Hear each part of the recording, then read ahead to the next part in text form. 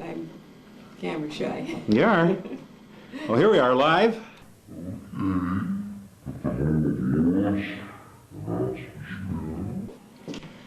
And you're going to tell us all about everything. All about everything. I'll start at the beginning. The very beginning. The very beginning. Your beginning? The beginning.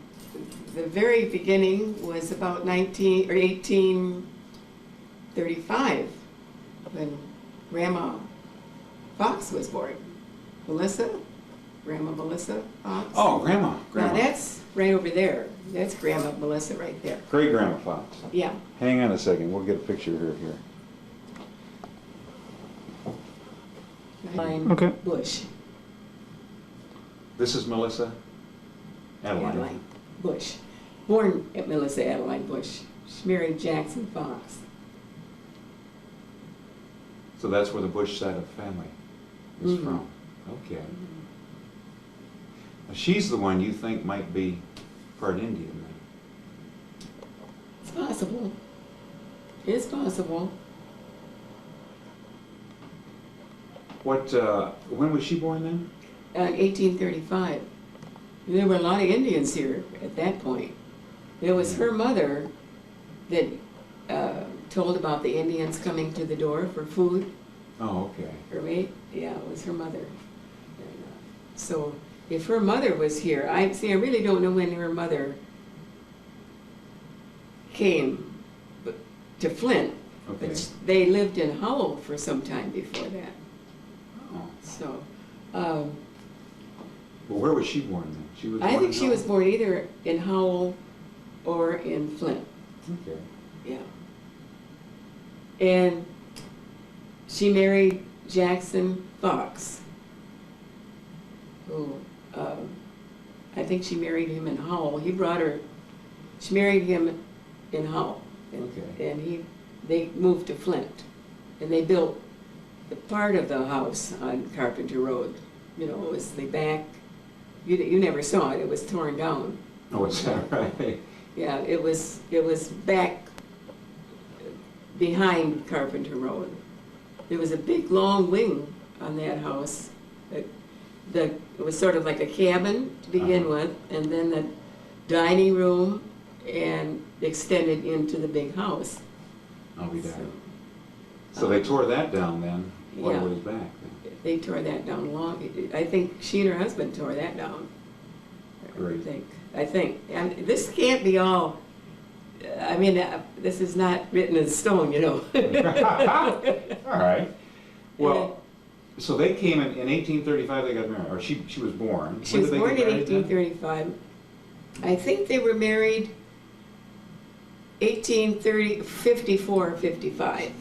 I think 1855 they were married. And then they started that, I guess it probably was a little wooden frame cabin at that point. And they just added on to that? Yeah, and they cleared the land, you know, all the trees. And how many acres did they have back then? they had 160 okay, at that so point. regular. And that was a land grant. They got a land grant for that. Great. So did they buy it or homestead it? I'm not sure. Okay. I'm not sure. They probably homesteaded it if it was possible. I mean, they were doing homesteading at that point. Well, you had the option, I guess, back then. Yeah, When and you they got a buy it. grant from President Van Buren for that. Zowie.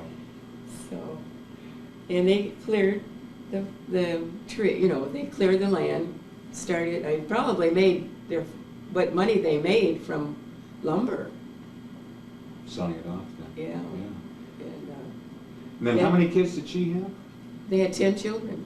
10 altogether. And they all lived, and all lived to be older people. No kidding. So And your father?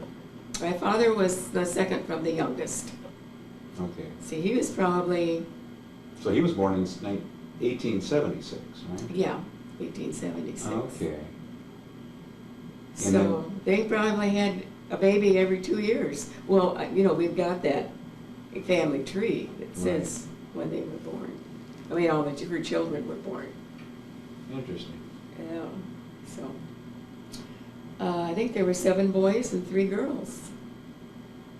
And I didn't really know the older ones because they were, you know, they were living in different cities, the older aunts and uncles. Yeah. I knew probably the 4 younger ones quite a bit. We got together with them. Who were they? That was Clarence, who was the youngest, Okay. and Aunt Myrtle, who was probably the 4th from the youngest, and then there was Arthur, Okay. who was, I think, a little older than Dad. Okay. That was the 4 younger ones. So they were all born in the 1860s, 70s. 1860s and 70s, yeah. Wow. And then your father, Yeah. did he outlive all of them? Yeah. Yes, he did. He outlived every one of them. Even his younger brother. Is that right? Yeah. Well, he died in what year? Dad, Yeah. 1959. 59. So how old did that make him? He should have been 82. Say 59, 80. Yeah, 82 or 3 anyway. Yeah. One of Yeah. the two. So, Great. I just remember him a little bit, you know. do you? Riding a tractor and things. He looked Indian to me. He really had that high cheekbones, and Yeah, he looked like he had some Indian. like Uncle Jack. Yeah. So your mother now? My Lois. mother, I really don't have a lot on her, but remember that picture I gave you, Joe? The picture of the lady that was broken up? That was her mother, my mother's mother. Right. And they came from my mother's parents Mhm. came from Ontario and settled in Marlette, which is up in the Thumb. Okay, we flew up there one time, right? Yeah, That's the Yeah. cemetery up there? yeah, uh-huh. Whose grave was it that we were able to It was find? my grandmother's. Well, that was your grandmother's? Yeah. Okay. Uh-huh. And Brooks is her name, right? Brooks was her maiden name. Oh, wait a minute, no, Bates was her maiden name. She married Albert Brooks. Okay. That's my grandfather. And then your mother was one of how many kids then? She was one of 7. One of 7? She was one of the younger ones too. One of So- 7. Was she was quite a bit younger than Irving though, wasn't she? 10 years younger. Yeah. Okay. How did they meet, do you know? They, I think they met, my mother's oldest brother, Ben, came to Flint from Marlette, and he got a job in a cigar factory that was in Flint, and they needed help. Pretty unlikely he place sent, for a cigar factory. he sent for my mother to come down, Okay. and he was rooming at my dad's house. So that's how he They got were it. just renting a room to him? Yeah. Okay. And that's how he got acquainted with my mother, because I guess she roomed there too. Fascinating. And then she ends up moving in and Yeah, living in it. yeah. That's funny. So, So, this is Melissa. yeah. That's my dad's mother. Okay, your dad's mother. And here's a picture of your dad right here. Yeah. That's my You want to dad. click that? Go for it. Huh? Irving Jackson Fox. Yeah, Oh, that was his middle name, Jackson. Jackson. Sure. Because his father's name was Jackson Fox. Okay, and then Jack Fox, your brother, was named It's after. named after him. Okay. And little Jackson is named after Jack. Probably go on and on. So the Jackson name is, there was no relation between that Jackson and, the Jacksons in our family and the Jackson, the president, by any chance, was there? I don't know. I don't think so. Great. So, he was born in Flint, obviously. In 18... Yeah, he was born in Flint in 76. 1876. Okay. Yeah. In the house. They had just built the house on Carpenter Road.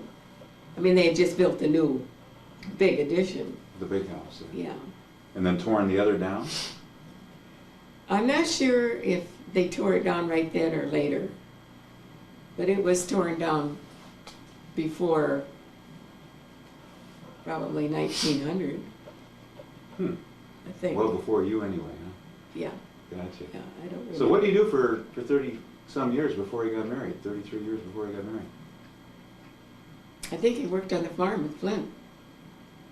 I think that all the boys worked on the farm. Oh, he, of course, when he started building houses, and maybe he was building a house. I'm not really sure.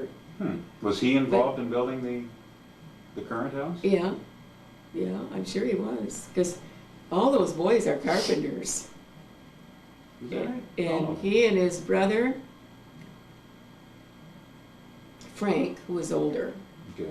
built 2 houses on Pershing Street in Flint. Mm-hmm. Are they still there? Yeah, yeah. They had the wraparound porches, at least one of them did. And Frank lived in one, and my dad, when he and my mother got married, lived in the other one.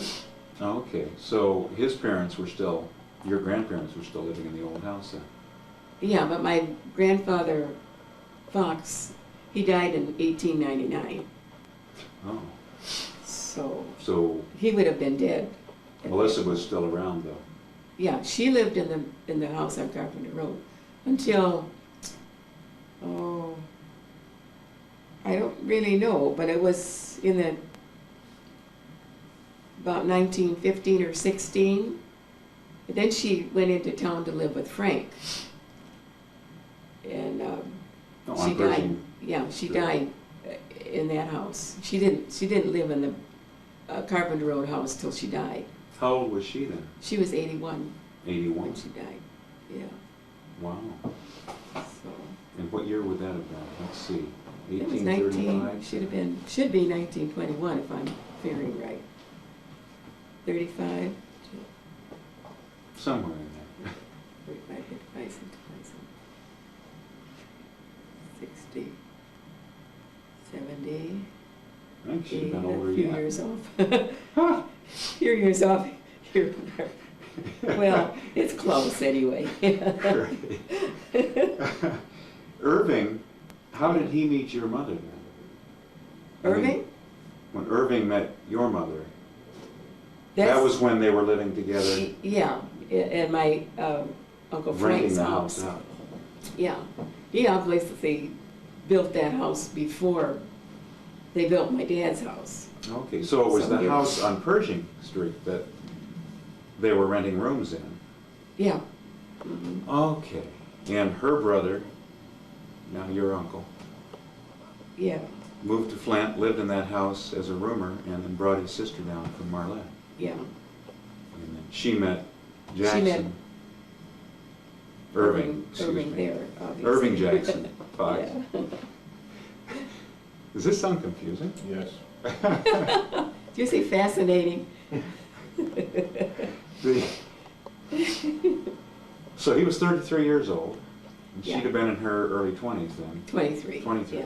okay. Uh, And they got married in 1909. I think so, yeah, yeah, because Jack was born in 1912. They were married 3 years, Okay, your brother Jack. my brother Jack, yeah, Gotcha. yeah, Okay, so, and Jack was their first son. yeah. And then, Claire, he was 2 years younger. so he was born in 14, 1916, 16. yeah. Wait a minute, 4 years younger no, 14, 1914. then. Okay.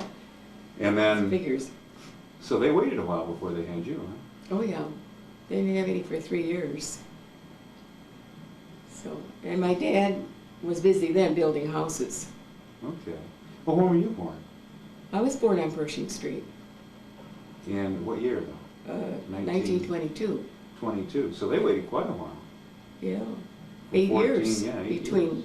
Claire and me. So that's where we got it. So it wasn't Oscar's side after all? No, It was your side? It was my side. That went for this long delay. Well, your delay was much longer, Yeah, 16 years. I mean, you doubled it, see? yeah. Well, actually 13 years. What, between Judy and I? Yeah, between Greg and Judy. Oh, it's Greg and 13 Judy, that's years, true, it's yeah. only 13 years. Shucks. I keep thinking of the total distance. You think you're the only one, eh? Well, there's a thought. What, Irving, now he stuck with building as well as the Yeah. farming then?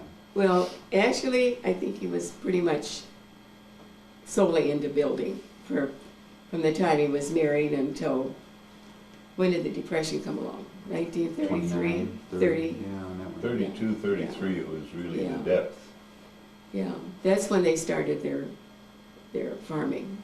When Me did and my you- mother. When did they move into the big house then? on In Carpenter Road? 1924. I was 2 years old. Was that right? So you spent most of your life in that big Yeah. house then? Neat. And he was constantly remodeling. We'd move in one side, and he would be remodeling the other end of the house, Uh-huh. you know, get that all fixed up. We'd move in there, and then he'd start on the part that You were cooking. that wasn't done. And they went from there upstairs, did the whole thing over. How many times did he do that? I remember there were about 3 or 4 different renovations of the front, weren't there? Yeah, I don't think he ever finished. no, he never finished, no. Well, he had the upstairs pretty well gutted when I was a kid, Yeah, yeah, he was working on that. in the 50s. Yeah. He was making more bedrooms up there and lowering the ceilings. And then raising the ceilings, and Yeah, then then lowering he- the ceilings. First you lower them, then you raise them, depending on the trend. That's funny. And then, so Claire and Jack just moved out with the family as well. Yeah, And did he turn to farming then at that point during the Depression? yeah. They went into the truck farming, berries, and strawberries, No. and went to the city market from as long as I can remember. So that market that I got to go to with them was the Yeah. same one, Yeah, right downtown Flint. yeah, Yeah, that was a fun place, wasn't yeah. it? Did you ever go as a kid down there? Oh, all the time. Did you get in, Actually, that market that you went to was moved from right downtown Flint. Where was it? Harrison Street? Don't remember. It's right by the Capitol Theater, the Palace. Oh, Yeah, there was a big market down there, and they moved it out where you went. And gee, well, the one I went to was relatively close to downtown, wasn't it? sure. yeah, I but guess not that was as- out a ways back then, Yeah. wasn't it? Yeah, Fascinating. Hmm. Well, let's go back to your brothers and sisters, or excuse me, your aunts and uncles. my aunts and uncles. Irving's Brothers and sisters. brothers and sisters. Yeah. Okay, Melissa's and Jackson's kids. Yeah, All 10 of them. all 10 of them. This is them. Yeah, Can you point out who's who? yeah. And this photograph we think was done when Irving was maybe 14, 15? 15, yeah. That would make it somewhere around 1890. In that vicinity Yeah. anyway. Yeah. Yeah. Okay. Okay, I'll And start these with... were all born in the big house on Carpenter Road now. Right, Okay, Yeah. but it wasn't the big house on Carpenter Road. then. It was a smaller house that they added onto. Okay. Well, actually, though, if they built the big house, do you recall when that was again? Yeah, 1874, I think. My dad was 2 years old. Oh, okay. So most of them were born in the smaller house, and then your Yeah. dad was born in the big one when it was already Yeah. finished. And his younger brother. Okay. Point them out. Okay, from the oldest, Here we are back again yeah. at the Fox family, Melissa and Jackson, This the is- owners of the Carpenter Road house. Had built the Carpenter Road house just before Irving was built, or was built, right? Irving was born. Most of these kids, though, this is all 10 of them, right? Yeah, Okay, most of these kids were born in the previous home, the smaller one. Because Irving was only 2 years old when it was built, right? Yeah. The big one. The big house addition. Okay, and then he was number 9. 8. Oh, yeah, 9. Yeah. Yeah. Why don't you point him out? Who's who? Okay. All right. This is, can you see it right there? Willis Daniel. He was born in Flint, 1857. Died 1928 in Bay City. Number 2 is Nancy Adeline. She was born 1859, died 1935 in Flint. And then Lois, born 1860, died 1926. Now, which one is Lois again? That's, Lois. okay, with the mustache and the beard, huh? Okay, number 4 is Alma Eva, born in 1864. I don't know when she died. Number 5 is, this must be Charles. That's Charles. No, wait a minute. Nope, far left That's there. Charles. That's got to be him. Charles Martin, born 1866, died 1927 in Flint. Number 6 is Arthur, born 1869, died 1936. And can you see, am I getting my hands in the way? No, he's doing good. Number 7 is Frank. He's the one with the smudge. isn't Right he? here, Yeah. Frank, born 1871, died 1942. He never married. Arthur didn't marry either. Then number 8 is Myrtle Bell. That's Myrtle Bell. She was born 1875, died 1937, married twice, no children. And 9 is my dad, Irving Jackson, born 1876, died 1959. He has the scowl, huh? Yeah. Apparently he wasn't terribly Clarence excited about Smith, this picture.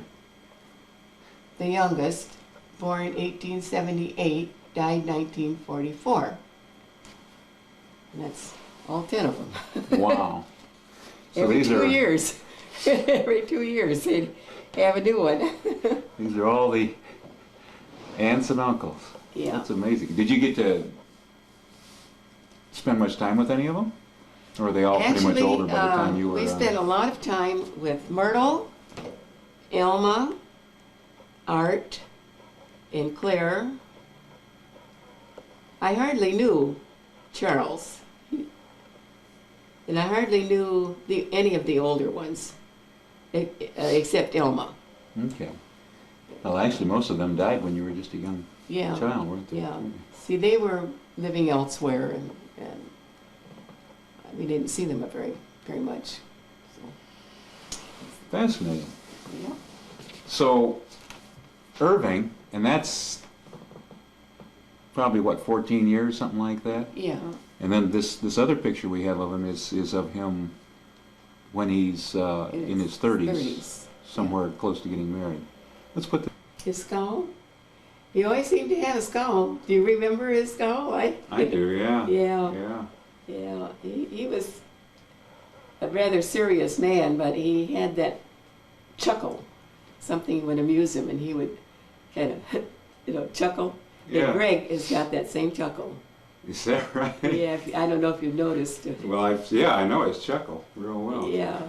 He doesn't scowl as much, though. No. I do remember Grandpa, though, was on the, he was very serious, and when Very you serious. go out in the field and work with him, he wanted to make sure you did everything just right. Oh, yeah. I Yeah. remember driving that crazy tractor. He got a little upset with me a couple of times because I ran over a few of his Good plants. Of course, I was sitting on his lap most of the time. Just a little guy. Yeah. Yeah. And he'd give me some funny looks too, because I'd be out in the field, picking those strawberries and things. And Yeah. I'd eat more than I'd put in the box, and he wouldn't be very happy about that.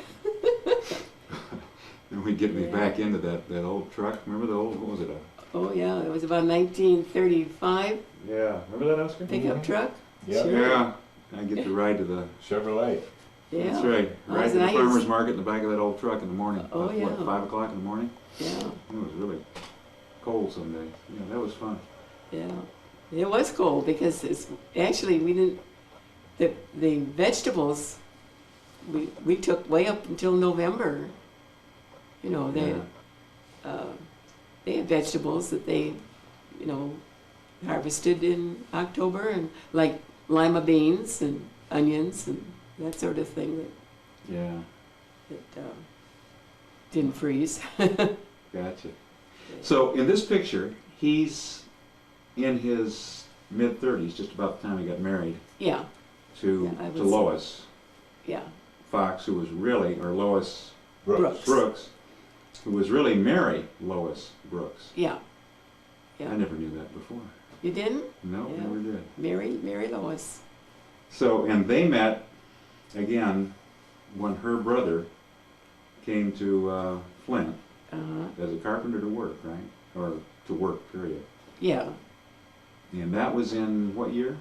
It was in probably Well, they got married in '09. 1906, maybe. Okay. Yeah. And then your mother came with him Uh-huh. and lived in the same. They were using the house on not Pershing. Pershing. Yeah. That my Uncle Frank built. That was another brother. I mean, that was Dad's brother. Okay. And he moved into that house. And he rented out rooms to my mother's brother, Ben, Okay. and then to my mother. Probably other people too. I would guess. Yeah. So when they got married, it was a while before they moved into the big house. Then it was probably I'm not sure. I think they did move in right away. I don't know where else they lived. So- would live. were Jack, your brother Jack and Claire, were they born? They were born on both Pershing born Street. on Yeah. Pershing Street. Okay, Yeah, fascinating. yeah. And then now Uncle Jack was born what year? 1912. Yeah, he's 10 years older than me. Okay, Yeah. and then Claire was born in 1914. 14. Yeah, I Yeah. think we covered that, didn't we? Yeah. And what happened in terms of like World War I, for instance? I think my dad probably was too old. That's right. He was in his He would have 30s been in at that his, point. yeah, his 30s. Maybe even 40s. Late 30s, yeah. Fascinating. Yeah, but he did have a lot of pictures. He had equipment, he had uniforms from the war, canteens, and I don't know what happened to it, but he had a lot of pictures. He had this one picture of a dead soldier, and it was a double exposure, and he had a soldier standing over looking at him, Wow. and, you know, just like his ghost. I'd like to know where that is. Fascinating. That used to scare me. Well, you were pretty young then. Yeah, I mean, yeah, well, of course, that picture was taken way back in World War I, and you weren't even born for another yeah, yeah, several years. yeah. So, what do you remember most about your father? Well, he was very quiet, and he worked hard. He was up earliest in the morning, out working, very fastidious. You know, when he would build little toys for me. He made a sled, and he made blocks. Well, he actually made blocks for you. I remember those blocks. Yeah, and he would make these, you know, the loop, the ring toy that you push along. Oh, He yeah. made stilts for me, and everything was just done to perfection. Polished, you know, Yeah. sanded and polished and everything. Well, I remember the blocks he made for us. In Yeah. fact, I got the chance, you know, go in his workshop and work with him on them. Yeah. And Uh-huh.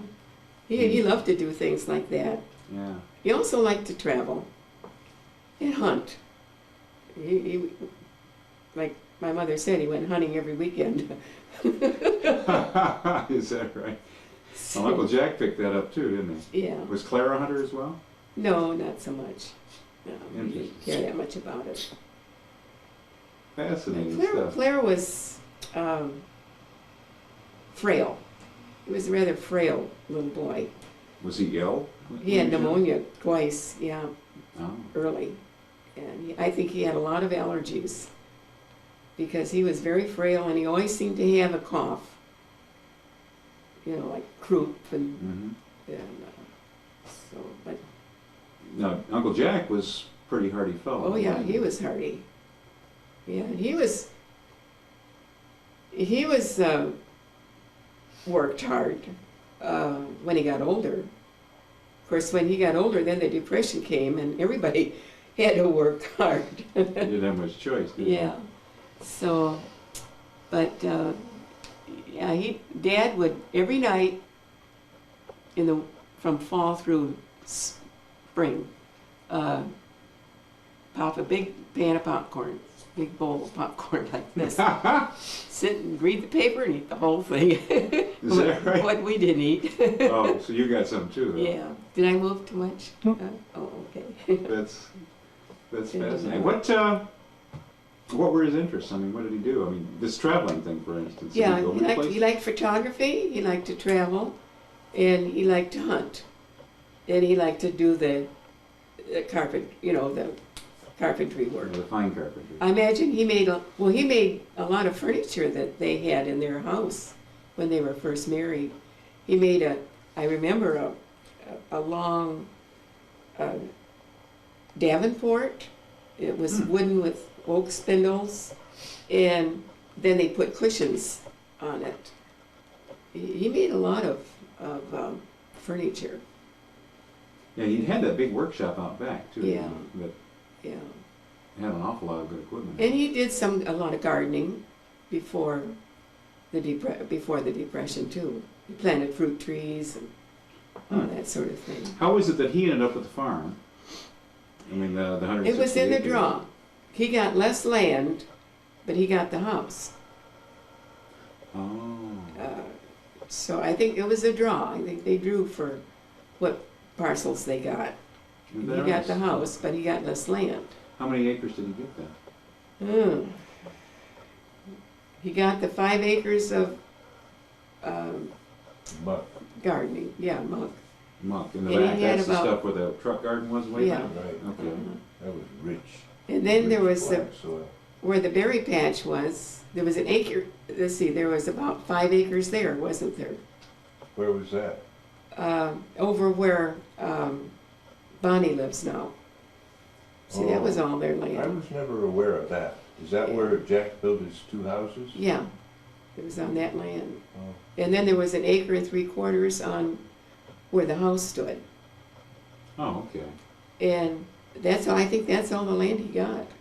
So did he farm more of that land though? I mean, he farmed some of the land that his brothers and sisters got. No, he didn't. Oh no, that was sold off then. Yeah, it was doled out to them, and then they sold parcels, and that's why it's all split up now.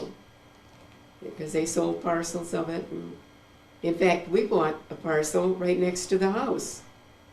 So we have how many acres is that, do you know? I've never figured it out. Yeah. Basically, it's a big lot, It's a big lot. very deep. Yeah, right on Carpenter Road, right beside the big house. There's 3 lots there, contiguous. Yeah, Okay, that'd be to the east. yeah. Right. Gotcha. Okay. 2 lots front on Carpenter Road, and then one of the lots, the corner, fronts on both Carpenter and Branch, and the other one fronts on Branch. Wow. So this family's been in land developing for a long, long time, huh? Yeah. From the sound of it. Gotcha. Since 1835. Since 1835. Gotcha. Let's talk about your mother's side now. Mary Okay. Lois Brooks. Yeah, yeah. And this is her mother, Olive Brooks, who was born Olive Bates, probably somewhere in the 1830s. Okay. And she married Albert Brooks, and they had 7 children before Wow. she died in 1930, at 39 years old. 7 kids before she was 39. Boy. Yeah. So, What did she pass away from? Do they know? well, they called it galloping TB. at that point, and I guess that was a popular name for tuberculosis. So TB was what it was then. Yeah. And then did your father or your grandfather He remarried. remarried? Okay. And a woman named M. And Okay, now, both nobody of these liked her. gravestones are, huh? both of those gravestones are pretty, weren't they in the same Yeah. grave spot Yeah. with Well, him? see, the second wife, M, after my grandfather died, she married again. And she buried herself between her two husbands In Marlette, in huh? another part of the cemetery. Okay, And my mother and Aunt Daisy were very upset about this. So they moved my grandmother, her grave, from where it was to beside my father, or my grandfather. so this kind of smacks of that biblical story, you know, if, how does that go? If 5 brothers, one, the oldest, marries a lady and he dies, the next marries her and he dies, and the The third, next marries her. right, on down, when they go to heaven, whose wife is she? Well, I remember visiting her grave in that cemetery we visited Uh-huh, when I was probably 12 or 13 years old. And okay. at that point, her grave was all alone, and it was surrounded by these young pines that, you know, the pines hit the ground. I mean, it was just like a little room. Oh, really? And the wind was whistling through those pines, and it just really gave you really strong feeling that she might be there somewhere. Maybe she didn't want to be moved. Yeah, maybe she didn't, I don't know. Wow. So if she died at 39, we're looking at the late 1800s then. She was what? born in 1830. She probably was born in the 1830s. She must have, well, 30, 60, somewhere around 18, well, my mother was born in 1886. Yeah. So it had to be later than that. My mother was, I think my mother was the youngest one. Was she? Okay. Yeah, And she was born on Christmas Day, yeah, 1886. 1886. Remember how And- she used to get upset because all we had for her was a cake? We always had to do a little cake. We always celebrated her birthday. Well, let's pull her picture up here. Hang on. Can you get Can you that, Joe? take a picture of that light and get, yeah? Oh, yeah. Yeah, that's no problem at all. Hmm. So this is Mary Lois Brooks, Yeah. born in 1886. And then she married Irving after she came to Flint. Lived in a Yeah, she married Pershing Irving Street. Fox. Irving Fox, and so in 1909, if you got 14 and 9, she would marry at 23. Yeah. That makes sense. That's right. Good. And they called her Lodi. Lodi, yeah. See, now as a kid, I don't remember her being called Lodi. I don't. Well, of course. her friend, I mean, her relation always called her Lodi. Oh, Aunt is that right? Daisy. You don't remember Aunt Daisy calling Oh, her I- Lodi? Not much, no. You know, all I remember about Aunt Daisy was her house in Detroit with Yeah. all the. She had no kids, so she had all this stuff laying around, Oh, yeah. and that great big Yeah. sea turtle, ocean turtle. Oh, that yeah. Yeah. had that huge shell. It was all polished up real pretty. Yeah. Everything in her house was polished. You're right. Pretty She fastidious. made a beautiful cover to put over her new divan. Then she covered it with an old sheet so the beautiful cover wouldn't get turned. Talk about fastidious. So it ran on both sides, huh? Yeah. That's where we get it, I guess. That's funny. Yeah. So, She was the one who really everybody was afraid of because Aunt she was Daisy. such a, you know, remember Oz? Mm-hmm. And every time she'd come to our house, something horrible would happen. like what? Like the one time that we borrowed our neighbor's new convection oven when they were just coming out to cook the chicken, and And she came, and Greg was probably about 11 years old.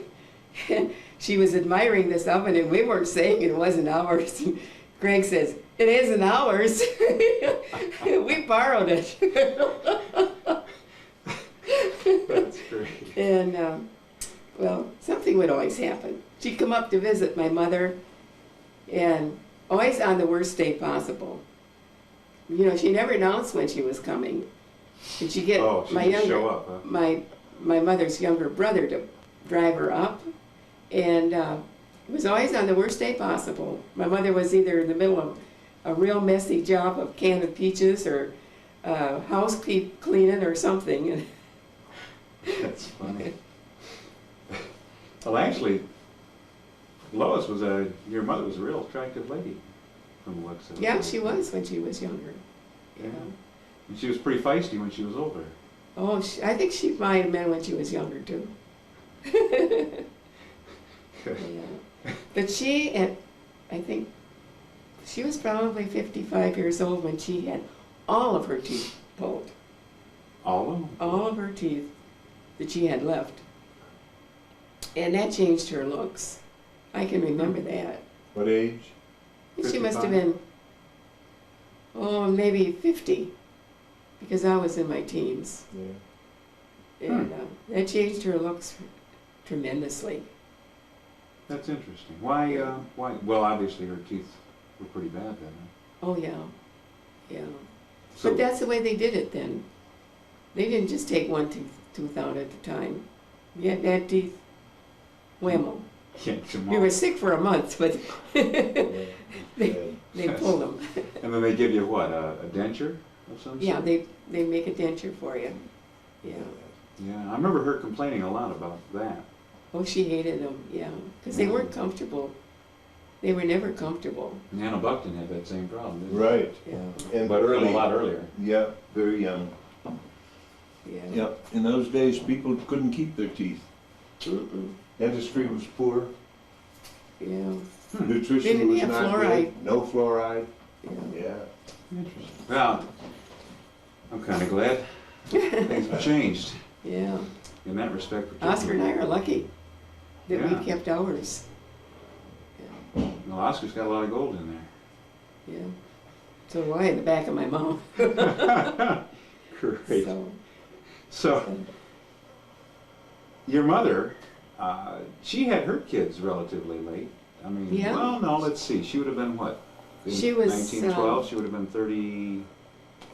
No, she was 26 when Jack was born.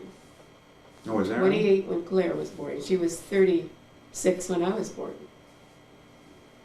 Yeah, That makes sense. Yeah. yeah. So, Yeah, she was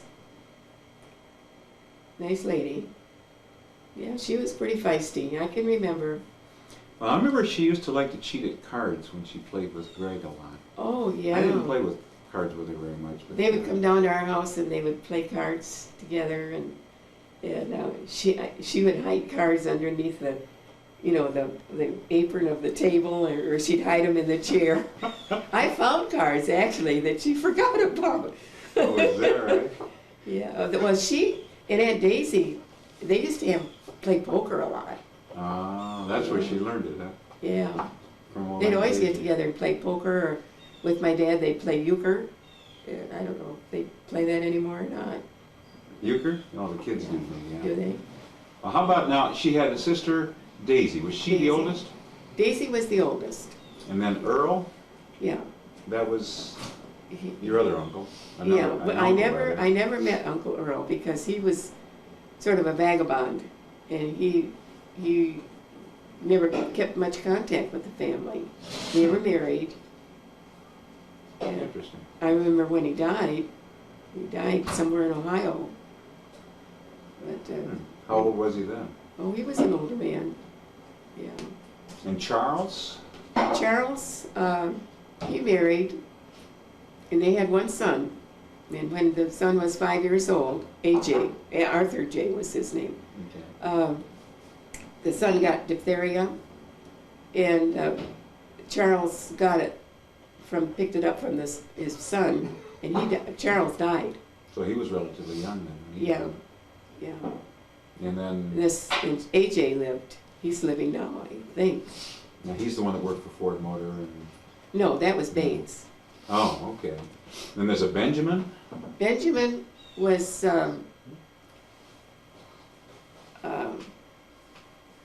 he lived in Flint. We saw quite a bit of him. They had two sons. Albert, the magician, The and magician. Don. And Don's son, what was his name? Married Mary Lou Brooks. Oh. Remember Mary Lou Brooks? Mhm. Yeah. But Uncle Ben died when he was about 65 of pancreatic cancer. Oh, so that's the one you're And telling me about. yes, his son died of cancer in that region. It was around the aorta in his heart. Hmm. And Don's son, that would be a grandson of Albert, yeah. He got pancreatitis in his late 30s and he died. Whoa. All of them from related illness. So, You wonder about that, don't you? yeah. And then Bates was the youngest? I don't know if I got all 7 of them there because I can't remember. But Bates was the youngest son, yeah. Yeah, you got a list here of 5 of them. Yeah, that's all I can remember. Well, so obviously it wasn't real close on that side, the family. Not really close. Ben and Daisy and Bates and my mother were all close. Okay, But the rest of them, we hardly knew. out of the 7. That's Yeah. interesting. Neat stuff, isn't it, Joe? That was a lot too. That was a lot. It's interesting to me, but I don't know who else. Now, that picture that you have of Grandma Lois and this other guy, Oh, is yeah. that Bates, her brother? No, that's a friend. No, that's somebody else. I don't know who. My dad took that picture. Oh, okay. Yeah, Of her. In fact, do we have that picture here? I'd have to hunt it down. We'll dig that It's out. around here somewhere. Okay. You want- Pershing Street. Now? Now, this picture was taken of Grandma Lois Yeah, Fox on Mhm. Pershing Street, you think? on Pershing Street, I think. I think that was right on their front porch. So this goes back to probably, what, pre-30s anyway? Probably, in fact. I would say maybe somewhere in early 1920s. That's kind of a neat Oh. picture of her, isn't it? Yeah. And the next She looks picture. to be about 30-something, doesn't she? Boy, it's a tough call, isn't it? Yeah, Hard. Well, that put it in the teens, 19... 19, yeah. Yeah, can you tell much by the way she's dressed there? Not really. Well, that was before the Roaring '20s, that's for sure. It was probably in the late teens or mid-teens. Yeah, okay. Great. Now, if we can focus on the other one with... Okay, this is, oh, Grandma Lois, and that is Daisy, Aunt Daisy. Daisy's how much? 10 years older 10 than, years older than Lois. Okay, and that's the back of the old house, right? Yeah, that's the back of the The big house. big house. And somebody's car door is open. Yeah. Great. Well, that's kind of a neat old picture. Yeah, you have to smile. I gotta Oscar. smile. Okay, I'm smiling. This is Oscar telling us about the early days. Oh yeah, the early days. Like 70 years or more ago. That's right. Well, yeah, about that. Yep. I remember that story you told about Rocco meeting your mother in Ellis Island. Tell us about that. I don't remember. Oh, you do too. I don't either. But that's where we came in, October 1922, 1922. You were. 2 3/4 years old. That's right. Yep. And the story, as I recall it, goes that Rocco hadn't ever met you and hadn't seen Oh, no, that's true. Anna in how long? He came over here in 1912, right? I think that's about right. Rocco Spaley. Yep. Now he had met your mother when she was like 15 or so? Yep. And All right. And then He He had had- boarded, roomed and boarded there while he was building bridges in the area. building bridges. Yep. And his father was a builder too, right? Yep. His father had done bridge building also And they were what, staying in, at our house. Yep. but you weren't there. Oh, no, no. I was A gleam not in your born mother's eye. until 5 years later. Okay. He was long gone. He had, what did he do? He came over to here, America. Yeah, yeah. And what was the purpose? Get out of Europe. He was Yugoslav, right? Or whatever it was back then. He was from around the Austrian area. And Somewhere. then, he came over here, he didn't want to be involved in World War I. I mean, he That's saw that right. coming, right? Yeah, he saw it coming. He wanted out. So wanted to he, get to America. and then World War I came and went. Yeah. I got born. What do you remember about your real dad? Anything at all? Nothing. I mean, Absolutely what have you nothing. heard about him?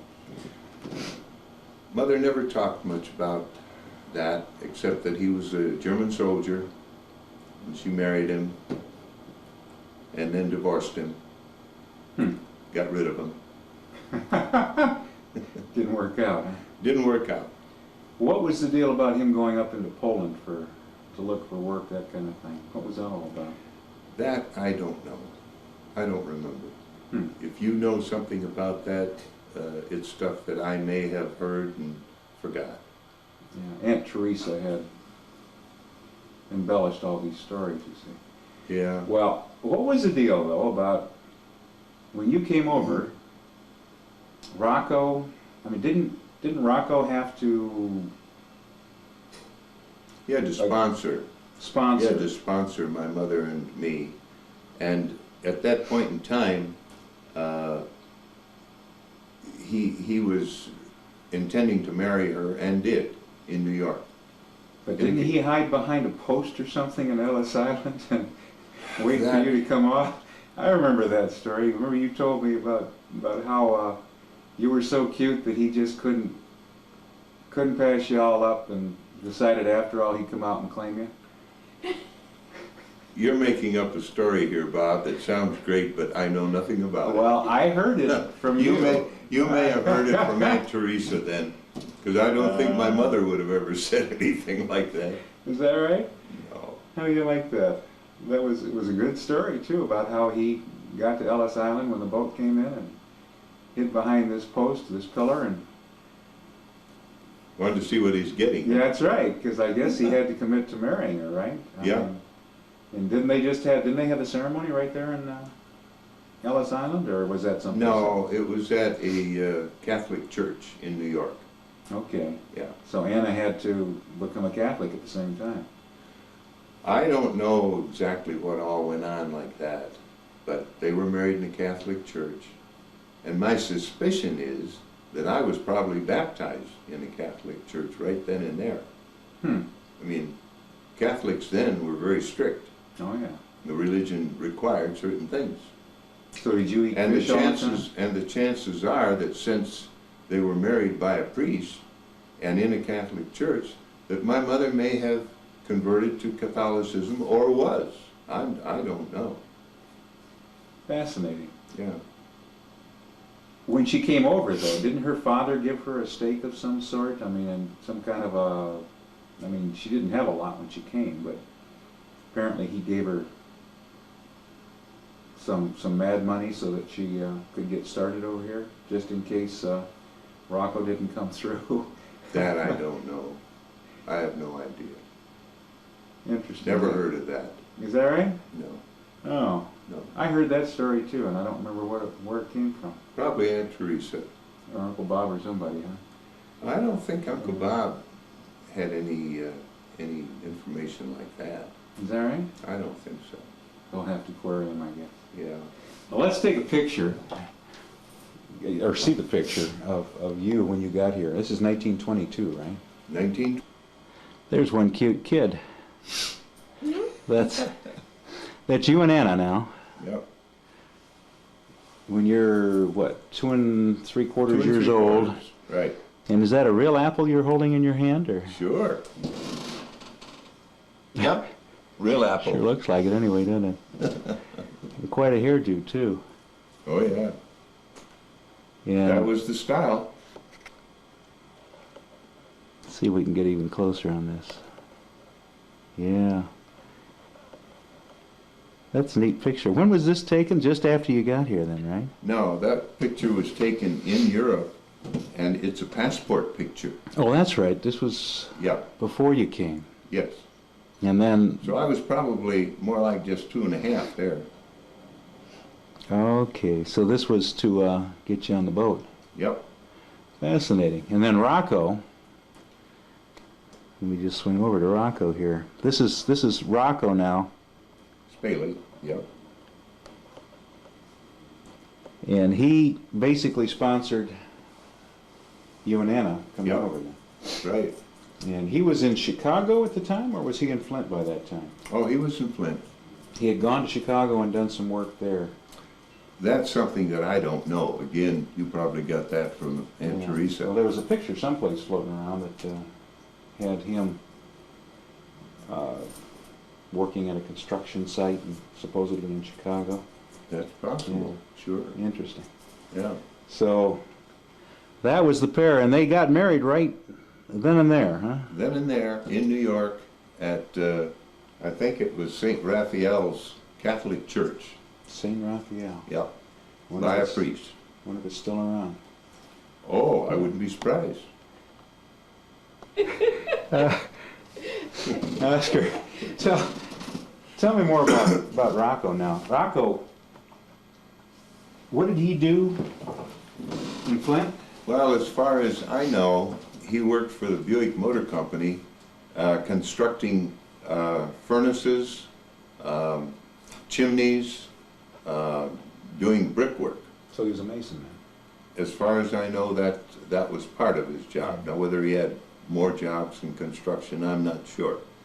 But as a kid, that's all I knew. Well, that would And- make more sense, because the last picture I remember is where he's standing over a basement in Chicago. Oh, And, I don't know where that picture got to. yeah. Fascinating. Now, when Ernie Buckton came into the picture, how did he ever get into the picture here? Now, Rocco got ill, is that, I mean, he Rocco developed a was- disease? Yeah, he developed some sort of a kidney problem, and it proved fatal. And then the first that I knew of Ernie was sometime after Rocco died, Mhm. and suddenly he was my stepdad. How old were you? Well, let's see, Rocco died in what, 1930 something? Well, I can't 34, be wasn't it? sure of the exact date, but Bob was born 5 years after me in October, and But Rocco was his father. Rocco was his father, Okay. and then Rocco died sometime after that, after Bob was born. Okay, and then. So that when would was- have made me around 6 years old. So it'd been 1926, 27, somewhere. Yeah. Yeah, somewhere in there. And then Did he die in Ann Arbor? That's what I'd heard at U of M Hospital. No, no, he was in the Pontiac Hospital. Oh, Pontiac. Yeah, Oh, yeah. boy, so you get all confused. How or with why these that stories. was the case, I don't know. We're gonna let Joe take over the camera work, so. Now the expert comes into the picture with the camera. That's right, because he's much better. Joe Spaley just arrived. Hi. Great. Well, you see, I'm learning all these stories over. I mean, it's all different now. Shucks, all this stuff. Whatever happened, I remember the story. There was a time when you told a story about not Rocco, Ernie, giving you a nickel to keep your mouth shut when he came by the house one time. I have no recollection of that at all. Is that right? None at all. No. Boy, I don't know. Oscar played tennis last night, so maybe Yeah, my we're memory inhibiting is- his memory here. My memory is worse. Gonna have to give him some memory potion here. Yeah. Well, things that happened back in those days, you know, they're long gone. Well, when you're Long only gone. 5, 6, 7 years old, it's You don't remember very much, and certainly I didn't. that's interesting. So Bob was 5 years younger than you. He was born in 25 then, Yes, and Rocco was his father, yes. and that would explain why this Michael Spaley, who came over from Yugoslavia, that thinks he's related to us, looks so much like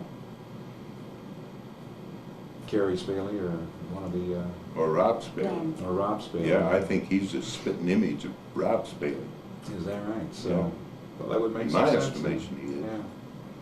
Fascinating stuff. Yeah. Who knows? Maybe he's a.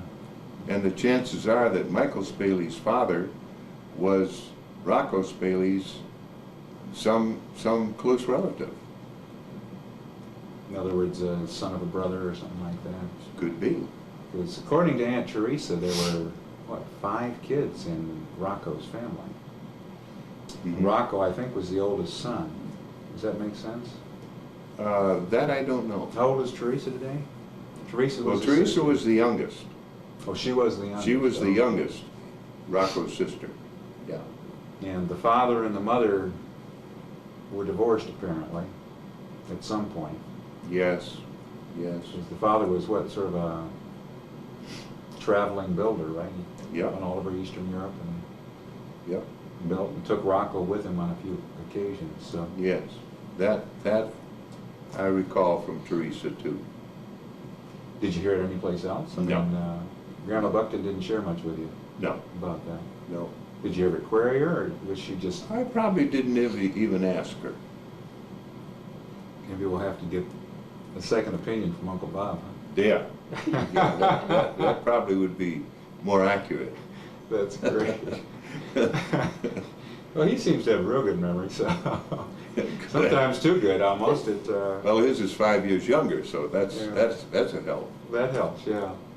That's funny. Well, tell us about Rocco. I mean, what do you remember anything about Rocco as a child? Not Probably very not a lot, much. huh? Not very much.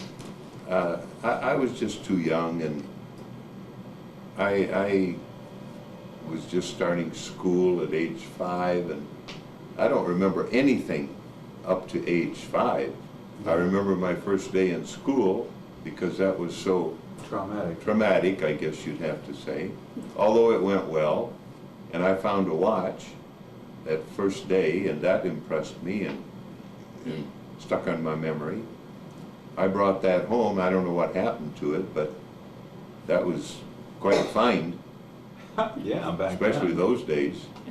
And I don't really recall a heck of a lot of those days. But there, we lived on Margaret Street in Flint. I remember that, and we lived in one half of a duplex. Oh. And What it is was- Margaret Street? What, Yeah. What area? It would be on the north side of Flint, and very close to an elementary school that I went to. That school was no more than a block and a half away, and it was sitting on Saginaw Street. What was the name of it, do you recall? Can't remember. I can't remember the name of it. And Uncle Bob came along, and Yep. somewhere along the line, Ernie Buckton got into the picture, huh? You don't Yeah. remember exactly when Rocco passed away, though, huh?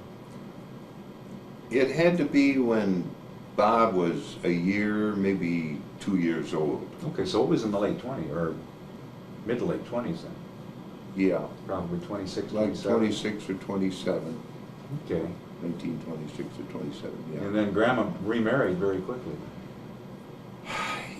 I guess so. When was Doreen Yeah. born?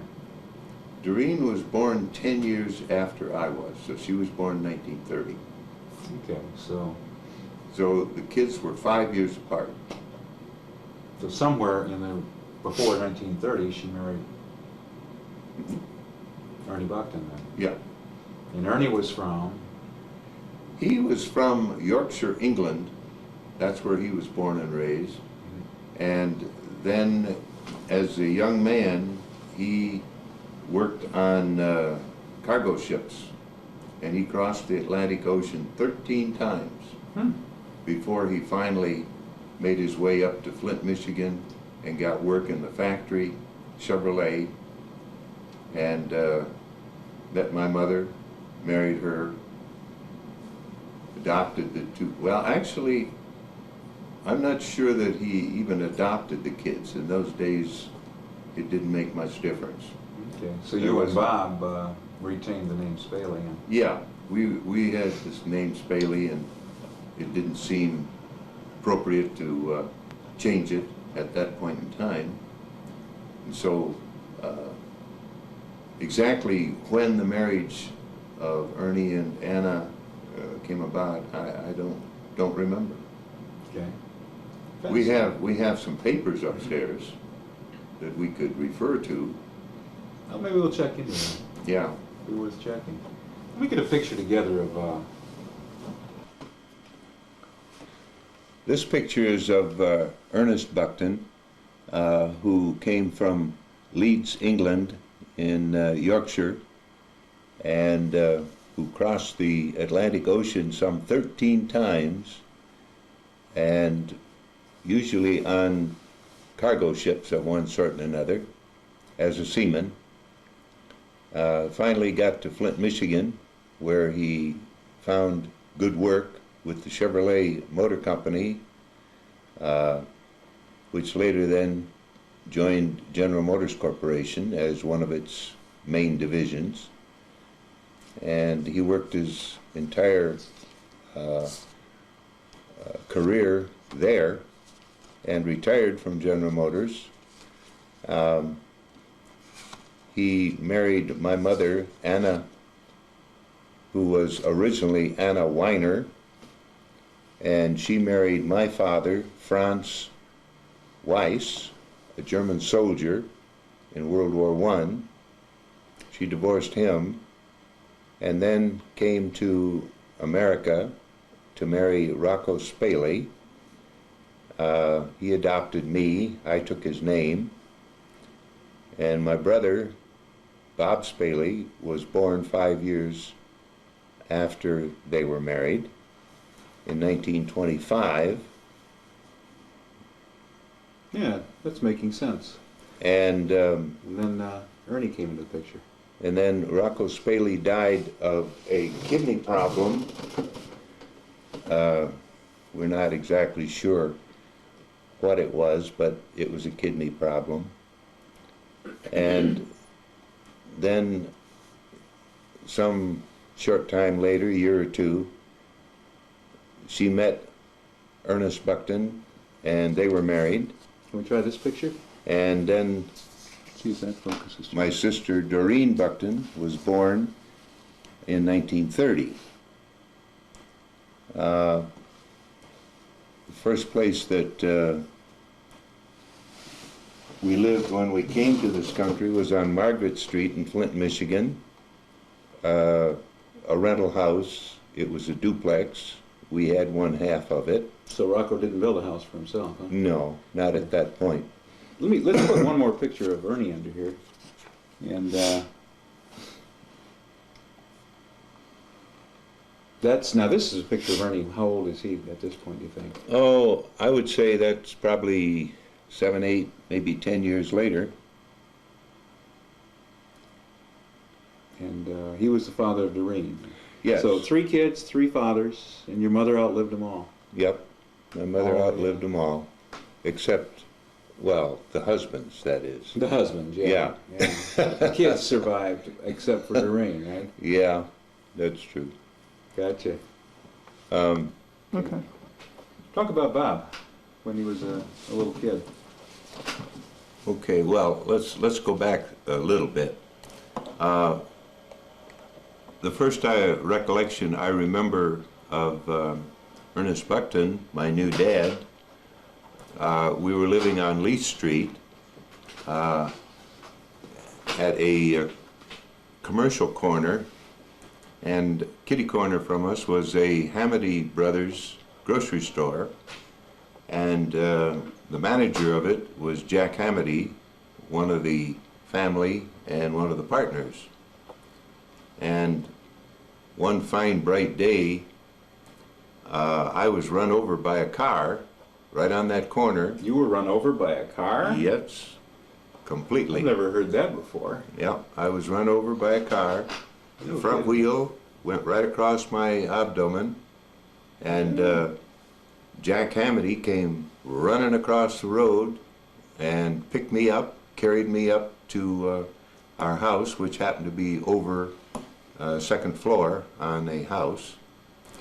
All of this, of course, is things that's hard for me to remember, but I do remember some of it. I was kicking and screaming and in a lot of pain. Ambulance came, and I refused to go. I didn't want to go to the hospital. I did, and they thought, well, if he is kicking and screaming that much and doesn't want to go to the hospital, he must not be all that bad hurt. So how old were you? I don't remember. I must have been 9, 10, something like Is that. that right? Yeah. What were you doing in the street? I mean, you were just Oh, I was just crossing the street. in this car, Just out of the blue. out of the blue. Yep. Little kid, precocious, got hit, run over. That's amazing. What happened to the driver? The driver? No idea. I don't know. But back in those days, they had the great big, the tires were solid tires. They were not air. Yeah. No air in No them. pneumatics, right? Right. And I Hey. came out of it okay, Well, this could explain an awful lot. really. Remember, it didn't go over my head. It went over my abdomen. Absolutely. Is that right? That's Didn't even something. break any ribs. So it must have been over the lower part. I'll be darned. Of course, things happen so quick, as far as I'm concerned, I don't even remember, but everybody tells me that front tire went right over me. Gee, you don't still have the tread on No, your the tire tummy marks right are now. gone, yeah. That's funny. But So- anyway, we moved from there, rented a whole house across from a park. It was, maybe 8 or 10 blocks from this particular spot. And then, next thing I knew, we had moved out in the country. Things were getting depression-wise, and we had moved. Well, this is 1930 now, isn't it? Yeah, 32. somewhere in that area, and then I was around 10. So Buckton's in the picture now. Oh, yeah, yeah, Okay. he's my stepdad now. And we moved out of the city into a what had to be a very cheap rental area. There were no electricity, and we were with kerosene lights and an outhouse. I'll never forget Is that. that right? Where was it? Yep. That was out Pearson Road, Towards toward Carpenter Road in that area? Flushing. Toward Flushing, so west that would of, take it north. north and west Yeah, of. rather than south, like you're thinking. Well, now, Lois lived on Carpenter Road, which is far north, right? Yeah, But Yeah. Pearson Road, well, you're north of Pearson Road too. Carpenter's what, 2 or 3 miles north A of mile. Pearson? A mile? No, north. Okay, but Yeah. quite a bit east then. Yeah. Yeah. This was in the opposite direction on So if Pearson you Road. took Pearson Road west, crossed what's now 23, you'd end up at Flushing. Toward Flushing. Yes. Yeah. So That's you were out in correct. that vicinity then? Yes, right. Huh. And Ernie was still working at, yeah, Chevy? but it was the height of the Depression, and things were really tough. And he'd been laid off, laid off. It was really tough times. So that was my experience with the Depression. And So did you have an old gold coal stove in that one too? Anything like Willow Run? It probably was. That I don't remember, but it probably I was. mean, your because, dad didn't make you haul coal? he may Or have. cut wood? He may have. Darn. Yeah. Then things got better. He got back to work, and then we moved over to Prospect Street. Now, And Prospect is the one I'm yeah, aware of. Prospect Street is pretty much where then my memories are pretty good, because then I was going to I went to Stevenson Elementary School, which is right by the hospital. In fact, the hospital has torn it down and taken over that land now, Hurley okay. Hospital.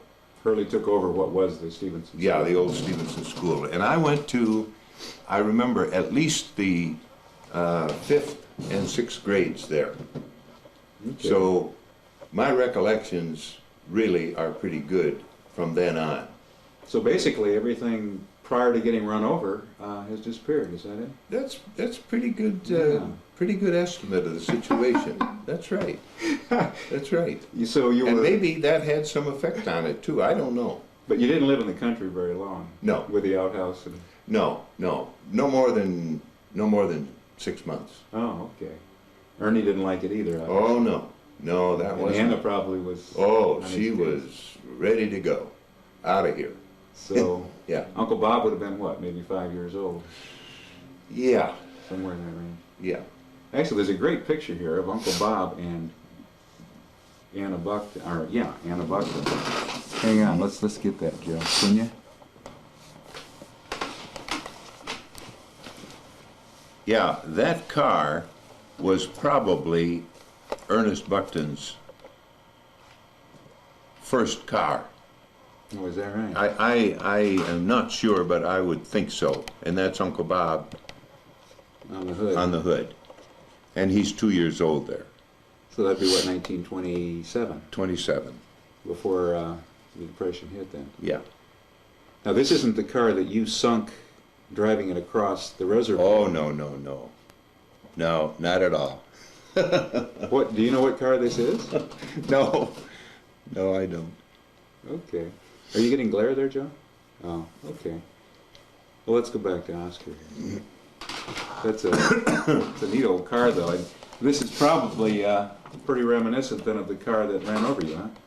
Yes. Yes. Although you didn't see it coming, so you wouldn't No.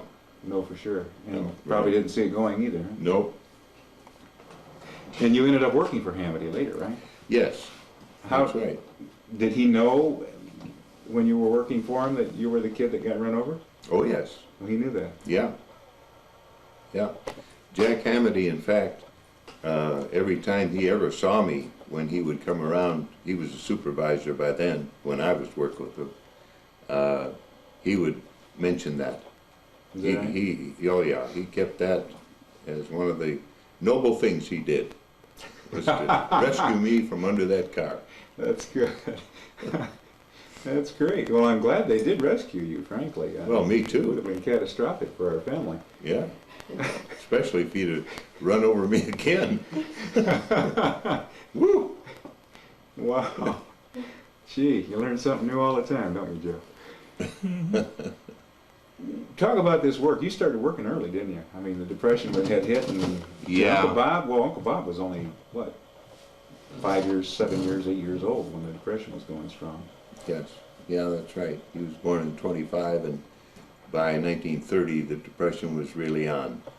And you were, so you I had to would go to be work. I would be 10 years old then. So you were working, what, after school? My first experience with real work was a paper route for the Flint Journal. And I got that my first year in high school, which then was the 10th grade. Which would have made you 16, 15, 14? Probably 15 years old. Yeah, 15. Somewhere in there. Okay. Right. And I had to make a choice. I had just gone out for the football team, and I weighed 170 pounds. So you're a big kid. And they were, yeah, I was a pretty big kid. And they already wanted me as a tackle. I was on the chart, 170 tackle. And I then got the call from the Flint Journal that I had a paper route. Paper routes were hard to come by. Well, adults wanted them to. But you betcha. There was not too many kids on the paper routes. And they offered me this paper route, and I had to make a choice between staying on the football team or being a working man. So with the Depression the way it was, I took the job. Did So the that money night- you made, did you have to contribute that to the family pot, or? Yeah. What happened was that I took the job, and from there on, I bought my own clothes. No. Well, And that was the deal. so you took the heat off of Ernie anyway. I took the heat off of Dad for that. That's right. And then that made it nicer because then I could continue my high school. You have to remember that Ernie, at age 14, quit school. There was no more schooling for English kids after 14. They went to work, usually as an apprentice at something. Back when he was a kid. Yes. And so here was a man that brought me up as a stepfather, and his experience was at 14, you were done schooling. You went to work. My mother argued to keep me in high school. And so when I took this paper route job, that made it a lot easier for that decision to come about, and I stayed in high school. So Ernie was kind of encouraging you to Oh yeah, he dump the thought school he and thought go to I work. should go into the factories and get a job. Yeah. Interesting. How, and Anna, I got the impression Anna had pretty heavy rain over him. Oh, absolutely. Anna was a bit of a tyrant at times almost, I could tell. I guess you could say that. Ernie loved to travel and Anna wouldn't, and Yeah, that's about right. but he did take a fair number of trips, didn't he? A few. Later. Yeah, yeah. He got us over to Canada. He had bought a car. I'm not sure if this is the same one. It could have been. And yes, sir, boy, we drove. And 35 miles an hour. 35 miles an hour. Yeah, that's smoking. All the way up to Campbellford, Ontario, and back. That was quite a trip. And in those days, it was. That was a long way, and that was fast traveling. A lot of unpaid roads too. Lots of really tough, bumpy roads. In fact, you couldn't go 35 miles an hour on all the roads. No way. That's funny. I don't remember how many days it took us, but it took us a few days to get there. Now, try to explain to us where this Campbellford is. Campbellford is north of Oshawa, which is on, I believe it's on Lake Ontario. Oh, So okay, so this- it's on your way to Toronto then. Yeah, it's on the way to Toronto. I got Right. you. But it's north, which puts it sort of, I don't know, maybe 40, 50 miles Oh, inland okay. from the lake. Fascinating. I Yeah. didn't know that. So Ernie had family up there. Yeah, his mother and father and his brother and I think his sisters had all settled from England to Campbellford, Ontario. What did his father do? Do you know? Yeah, the only thing that I am aware of that his father did was he worked with leather, and he made leather goods. Shoelaces, leather shoelaces, other things of leather. Interesting. Yeah. Not shoes themselves. No, not the but- shoes themselves, no. But probably wallets things of light leather, and especially shoelaces. I remember that. And then, so he adopted you and Bob, or at least... Well, he Over- raised us. I'm not raised so you. sure that he went through any kind of a legal process to adopt us, because I later found out that Ernie had not become a citizen of the United States until after I had turned 21, which really? then reflected on me, because had he legally adopted me and become a citizen before I was 21, I would have been an automatic citizen. Well, as it turned out, legally, when I turned 21, I found out I wasn't a citizen. And World War II was just about here, and I could not join the service. I tried. You were an alien then? I was an alien. So I you had found to out I was an naturalize. alien. After all these years, I thought I was an American.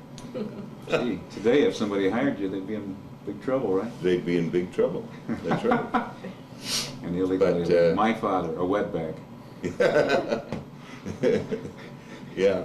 So I didn't get my citizenship until I was in the Army, and a few days before I was promoted from private first class to a buck sergeant, I was still an alien. Is that right? But they decided they would take you, though. I mean, Oh, they- absolutely. So, but was that a condition of it? In other words, you had to become a naturalized citizen?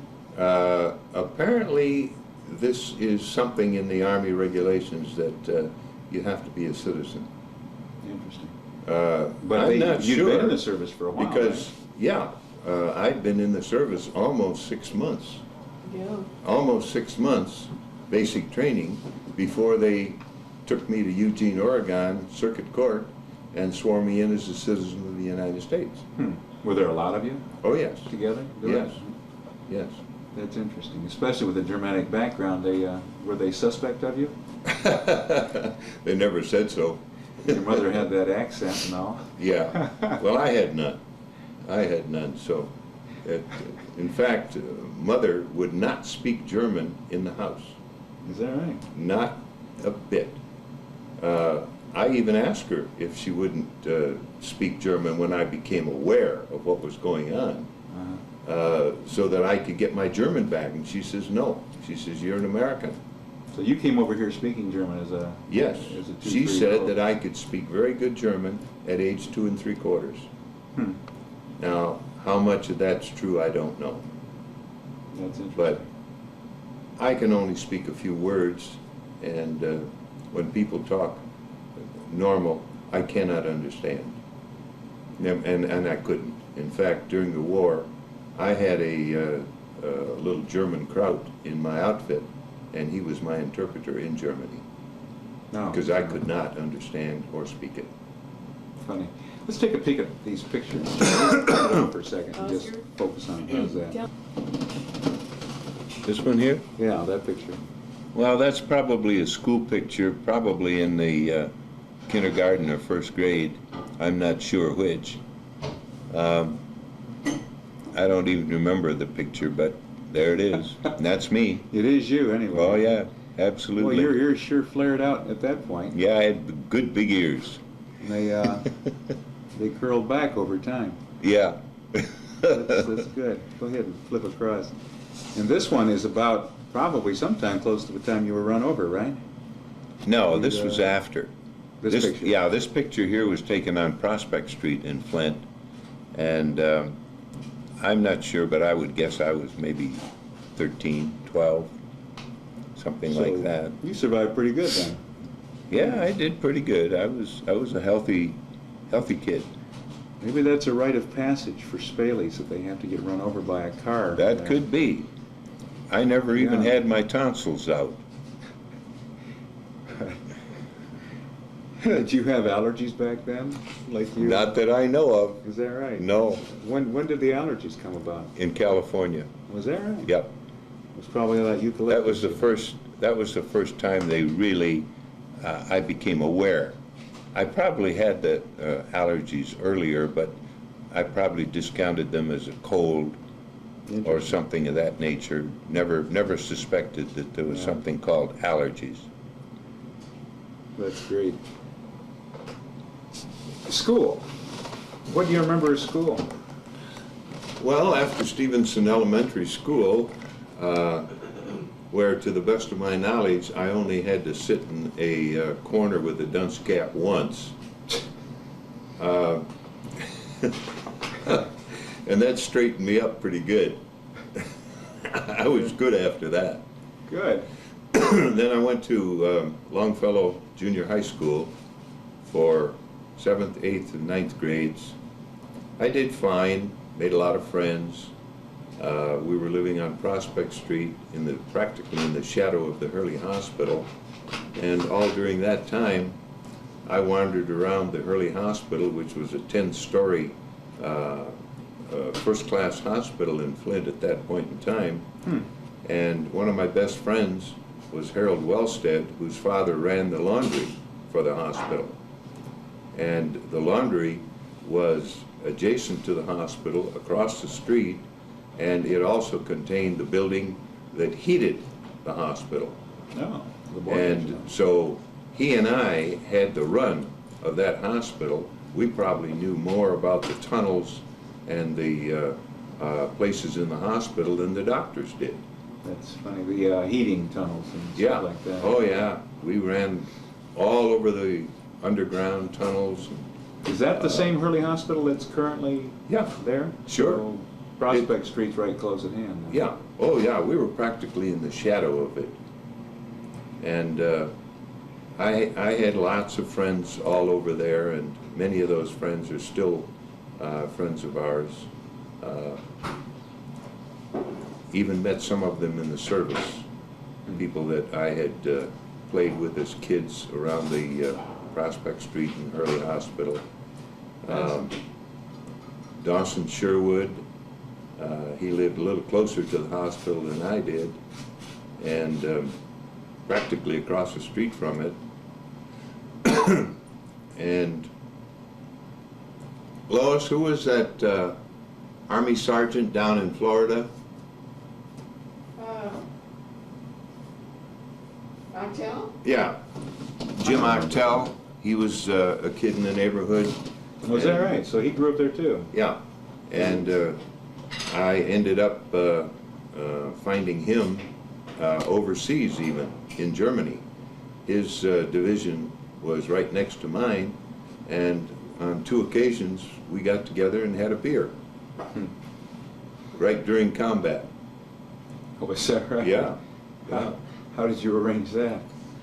Well, you weren't advancing or combating all the time, and so we were able to get together. He knew where I was, I knew where he was, and we were both no, he was a sergeant, and I was a second lieutenant by then. And so I was able to get in a Jeep and travel. Great. So, but these kids all around the neighborhood were a pretty darn good bunch, a really good bunch. No gangs and that kind of thing, such as you see in the inner cities, but really, really fine kids. How about the couple from Seattle area? What's their name? Oh, the ones that you visited in Woodinville? He was a Army officer that he and I served together after the European conflict was over. Oh, okay. And I had come back, and we were both serving in the same training division. Okay, that was after. Yeah. You didn't meet him in the neighborhood then? No. Great. Lois, What? what was the Woodinville school superintendent's name? It slipped me. I'm trying to His remember wife was myself. Mary. I think Grateful. No. Oh well. We'll probably remember that later. Okay. After Flint Northern or Flint Central, from that particular location where we live, and I opted to go to Flint Central. both schools were quite a ways away, and unfortunately, bus service wasn't all that great, and buses cost money, so most of the time I had to walk. It seemed like 10 miles. I'm sure it wasn't more than about a mile and a half. Huh. But still, it was a good walk How'd they every give you a day. choice? I mean, I happened to live on the borderline where you could go to either school. okay. So you went to Central. I took Flint Central. And where'd Lois go? Lois went to Flint Central also. But we never met. She knew who I was because at Flint Central, I had decided that radio might be something I'd be interested in. And so I approached my class counselor to see if he'd let me put a program on the radio. And they did. I had a good idea, and it was interviewing the athletes. Uh-huh. And also by that time, I'd been made manager of the candy stands, which were around the high school and operating at noon. And so I operated the candy stands and advertised candy along with interviewing the athletes in the various sports. So I had a radio program, and Lois heard me on that, and so she knew who I was, but never met me. Now, did they broadcast this in the school? Is that the Over idea? Yeah. the intercom every morning. Yeah, Oh, during what, a homeroom time or something? Yeah. Or? You started out with whiz, best nickel candy there is. Let's hear that. That's funny. Had they not done anything on their intercom before? yeah, there was always announcements from the principal. No, but From the none of the principal kids had orders. ever done anything. But no, there had not been any radio program by the kids. So I started that That's funny. at Did Flint they- Central. Did they maintain it after you left? As far as I know, but I'm not sure. You know, once you graduate, you're done. How long was your program? Oh, just maybe 10 minutes at most. That's funny. Yeah, I was limited. It would run 5 to 10 minutes. And the athletes, did they? Oh, they loved it. They loved it. Yeah.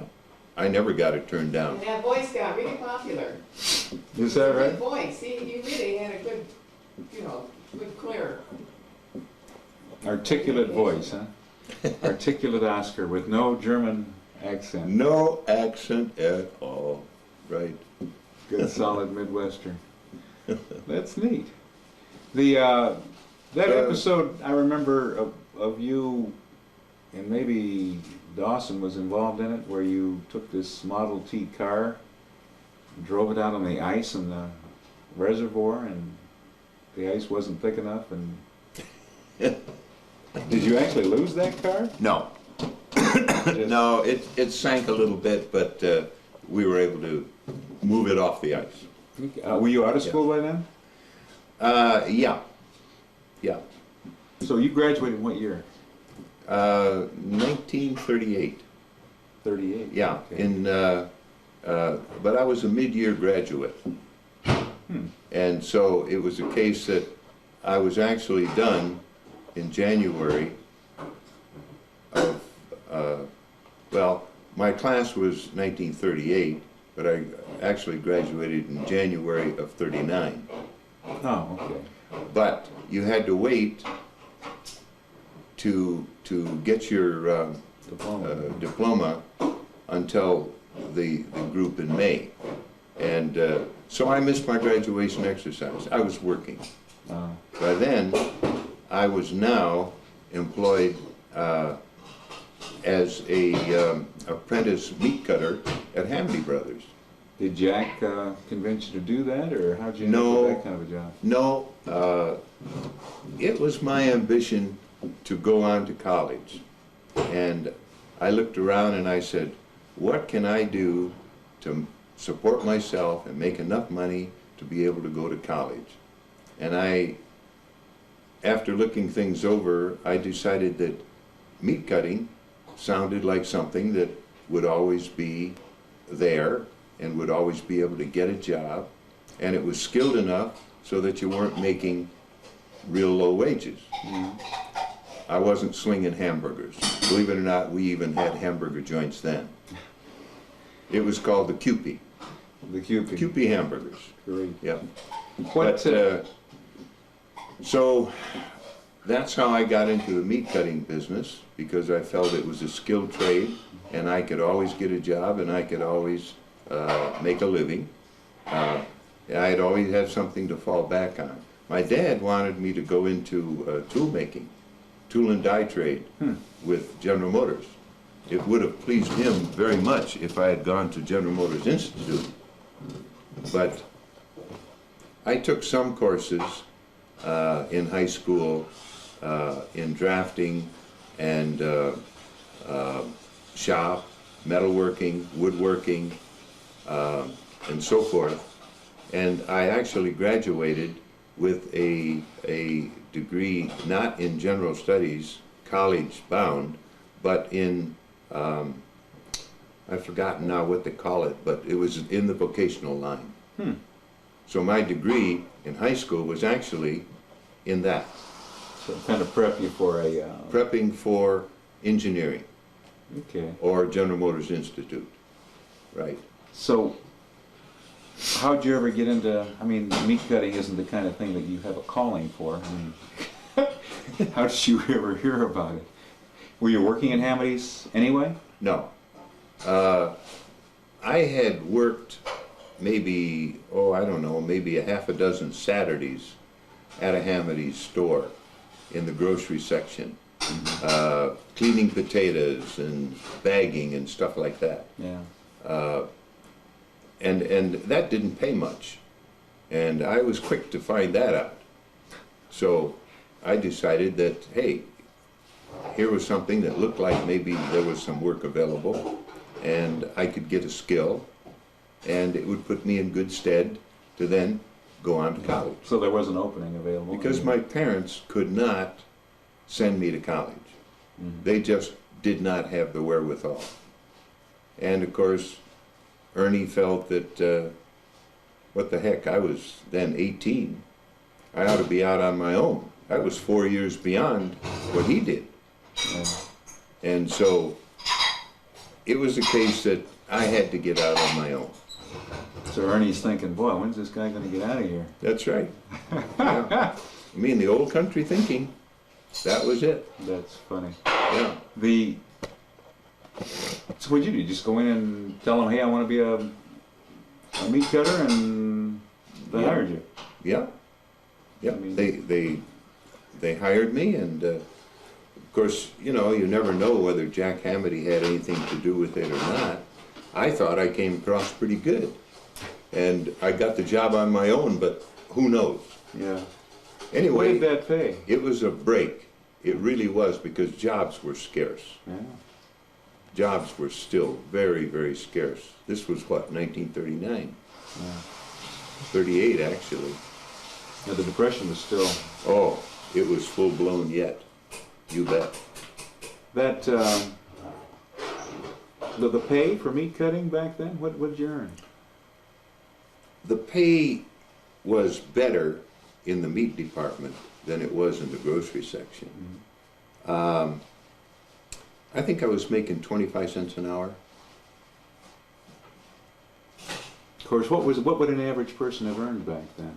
I mean, average income for a family. Wow.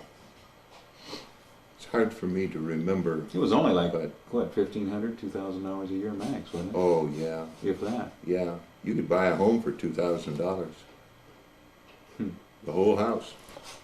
That's right, even as late as the 50s, late 50s, they were selling for 5,000 and 6,000. That's right. That's right. Mm-hmm. And by the 60s, well, I remember in, what year was it I bought that first house on Western? 3-bedroom, brick ranch, Yeah, probably no more than 18,000. 16.9, yeah. 16.9. Yeah, right, And they'd financed it on a VA assumable loan right, for 100%. right. So you could build a brand new home back in 38, 39 for $2,000. And at the end of the war, you could still build that house for maybe 3,500. That's still quite an increase, though, isn't it? Yeah, it's a big increase, but, you know, by today's numbers, that's not much, 3,500. Let's take a break a second. Okay. That's Ernest Buckton, probably around age of 20 or something like that, early on. Very staid Englishman, huh? Yeah, very typical Englishman, if there ever was one. The picture probably was taken in England.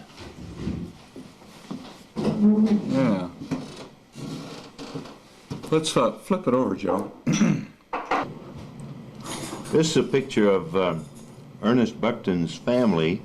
On the left front is his father and mother, and then in there also are at least one brother and a couple of sisters. The rest of these people, I'm not sure, but they are relatives of one sort and another. And they settled in Campbellford, Ontario, which is north of Yeah. I Oshawa. remember that. Somewhere near Toronto. Yeah, north of Toronto. Okay. And then just below this is Doreen, his daughter. Yeah. And then Ernie and Anna's daughter, Doreen. Her name's actually Margaret Doreen, but she was always called Doreen Buckton. Let's get this one over here, Joe, too. How's that? Is that focus? She was born in 1930, 10 years after I was born. She's a cute kid. Yeah, she was Now- always a pretty little girl. How she grew up with you and Bob, Yes, on Prospect Street. right?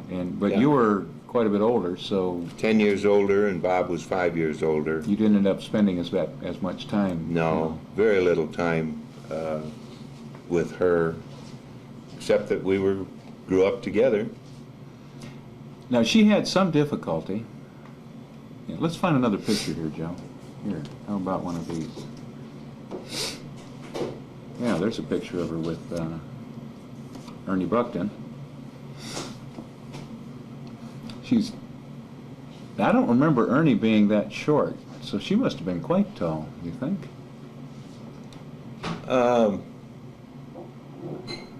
Yeah, yeah, I guess you'd have to say that. Well, what do you think? She wasn't 6 foot tall by any means. No, she wasn't 6 foot tall. My guess is at the most 5'9". Now she had some difficulties though, because I remember visiting her in a hospital at one point. Yeah. And what was it? What did they call that place?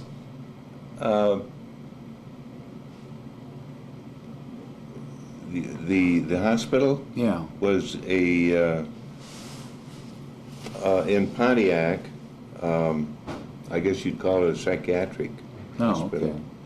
Yeah. So she had some difficulties. What was the problem? And did anybody ever figure it out? I don't think anybody ever figured it out. No, I don't think Here's so. another picture, Joe. Try this one. Now, in this picture, you've got Therese on the left, Doreen in the middle, and Anna Buckton on the right, right? Yes. And Doreen, when did she start having difficulties? I mean, at what point did she start seeing a psychiatrist or whatever they were dealing with? And she ended up in this psychiatric hospital off and on, didn't she? I think only the twice. I think that was all. Yeah. When she got out of school, did she work? No.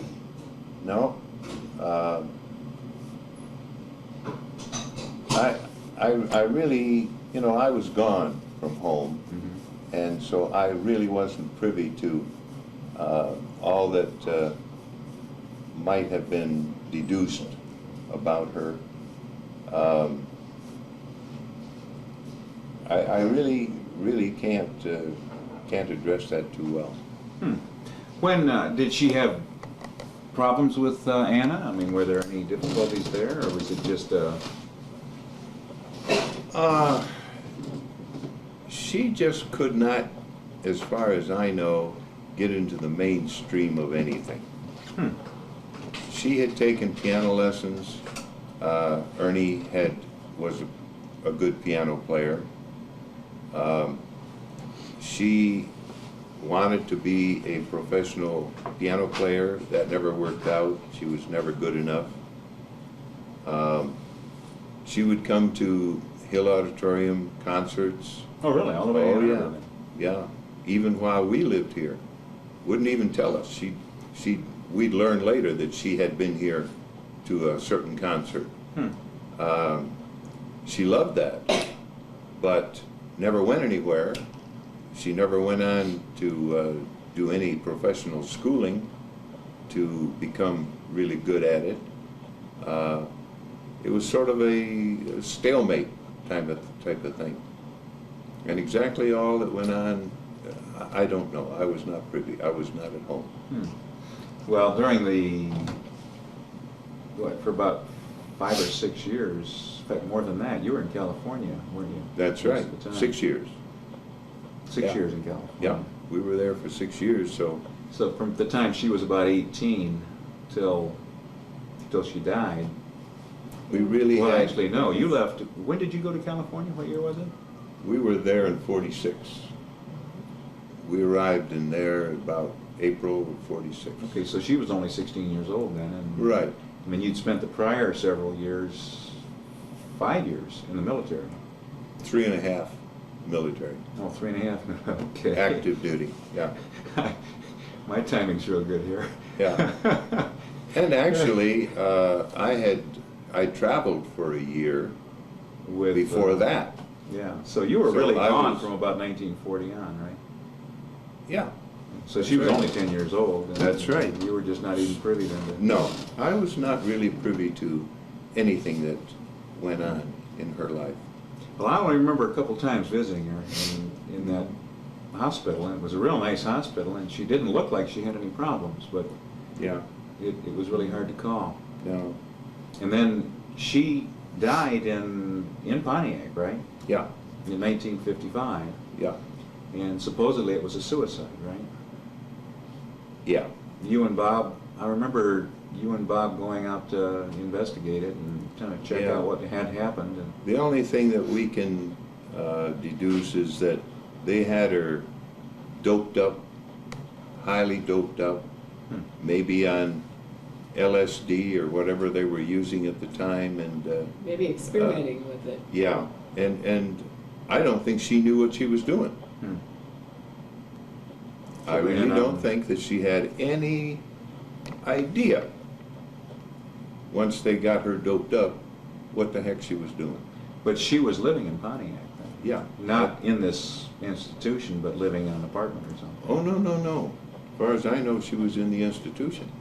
Oh, really? Did Yeah. she die there then? No, no, She left there. she had permission to leave there and go downtown, Oh, really? and that's where it happened. Interesting.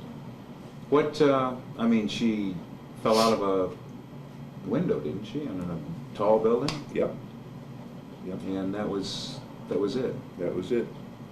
So nobody really had an explanation for it. No one had any explanation other than that. What was Grandma Buckton's response to it? I mean, was it of course, how can you tell, I guess, huh? Well, we weren't there until, what, a couple of days later. Yeah. It was devastating, of course. I mean, that was totally, totally unexpected. No one would have dreamed anything like that. So your suspicion is that they were giving her some drugs of some sort to Sure. deal with whatever her problem was, and Right. it just sort of backfired on them. It backfired, yeah, That's sad, isn't it? it is. I remember her, she used to send out these little candies Yeah. to California, and that record, Sparky and His Magic Piano. Sparky, and then Peter and the Wolf, too. And she Peter and the said. Wolf, Yeah. And Yeah. I remember talking to her a couple times on the telephone, and of course Oscar saying, "That's long distance, get off of there." That's expensive. We couldn't afford it, Bob. Yeah. Well, you were kind of scraping to make ends meet. We sure were. As I recall. We sure were. Great. Well, Doreen, she's kind of an episode in our history that I just haven't quite understood over the years. Yeah, You haven't figured it out, but Yeah. yeah. I of wish course I Bob could. would probably have a better. Yeah. Yes, yes, because he was home at least 5 of those years that I was not. Yeah. In fact, more than that. He was home at least 6 or 7 of those So years. Doreen never went out and got a job or anything like that, though. And, Not to my knowledge. No. Was she a pampered child, or did Oh, she seem well, troubled as a young child too, or? No, I never could see any problems. Hmm. Nothing that I was aware of. She seemed like a normal little kid, 10 years younger than me, you know. Oh, What did I know? one of those. Great. She was just a little squirt as far as I was concerned. Yeah, at the time, huh? That's right. Yeah. How was your relationship with Anna and Grandpa Buckton? It was pretty good. Was Anna a pretty tough cookie, or was she a fairly easygoing lady?